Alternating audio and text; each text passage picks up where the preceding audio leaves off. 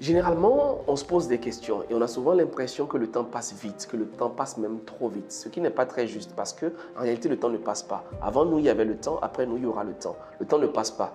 Est-ce que tu sais ce qui passe? Ce qui passe, c'est toi et moi. Nous y sommes. Nous achevons le 4e mois de l'année et nous démarrons le 5e mois. D'ailleurs, je ne sais pas si tu t'en rends compte. Le 5e mois de l'année, c'est le mois de mai et c'est le mois de mon anniversaire. Donc, prépare déjà ton cadeau. Comment réussir à vivre cette transition-là, passer du premier tiers au deuxième tiers? Comment faire en sorte de s'assurer que l'année 2024 ne nous passe pas entre les doigts? Comment réussir véritablement à tirer profit de cette année 2024 avec les objectifs qu'on s'était fixés en début d'année? Je te propose dans cette vidéo une seule recette, une seule méthode. Une méthode à appliquer pour réussir à passer ce cap du premier tiers de l'année 2024. La réponse, elle est très simple. Qu'est-ce qui, d'après toi, a plus d'impact que la parole? Qu'est-ce qui est plus fort que les conseils? Qu'est-ce qui est plus fort que les paroles de sagesse? As-tu trouvé? Eh bien, c'est le silence. Le silence. La parole est d'argent, le silence est d'or. Oui, parfois nous cherchons à beaucoup parler, à beaucoup discuter, à beaucoup échanger, à beaucoup apprendre. Et en réalité, la solution résiderait peut-être dans le silence, dans le fait de se taire, de se calmer, d'écouter, de méditer, de réfléchir. Pour cette transition, pour finir en beauté ton 4e mois de l'année et aborder le 5e mois, et pour toutes les autres transitions que tu auras à faire, je t'invite à observer la loi du silence. Je t'invite à trouver un moment pour t'asseoir tout seul, pour réfléchir à toi, à ta vie, à ton présent, à ton passé si tu le souhaites, mais surtout à ton avenir, à ton futur, à tes perspectives. Ce moment, je l'appelle le rendez-vous avec soi-même.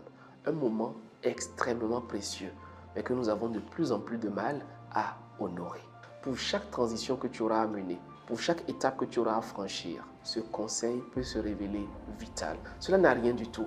Mais imagine un moment que tu puisses t'asseoir sans aucune distraction, que tu puisses observer 30 minutes, 1 heure, 2 heures, tout seul, avec un stylo, avec un bloc-notes, à réfléchir et à laisser reposer toutes ces idées, à laisser la nature, le ciel, le divin pouvoir t'éclairer, à laisser ta conscience pouvoir faire remonter à la surface ce qui est important pour toi. Aujourd'hui, nous sommes dans un monde hyper actif.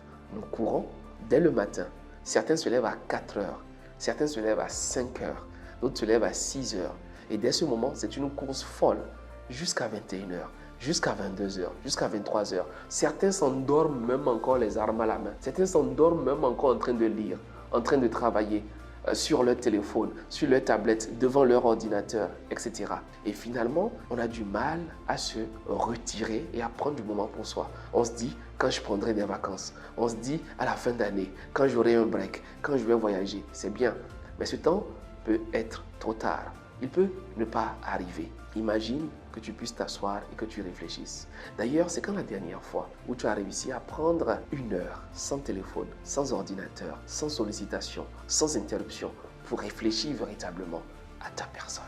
Je t'invite à essayer l'exercice. Il peut te faire peur, mais je t'assure que passer les 10 premières minutes, tu commences pas à apprécier ce moment-là de rendez-vous avec toi-même. Ce moment où tu te connectes à toi, pas pour te juger, pas pour culpabiliser, mais il est important de laisser remonter toutes les solutions qui sont en toi. Tu as écouté beaucoup de personnes, tu as reçu beaucoup de choses, c'est bien. L'heure est venue de t'écouter toi-même.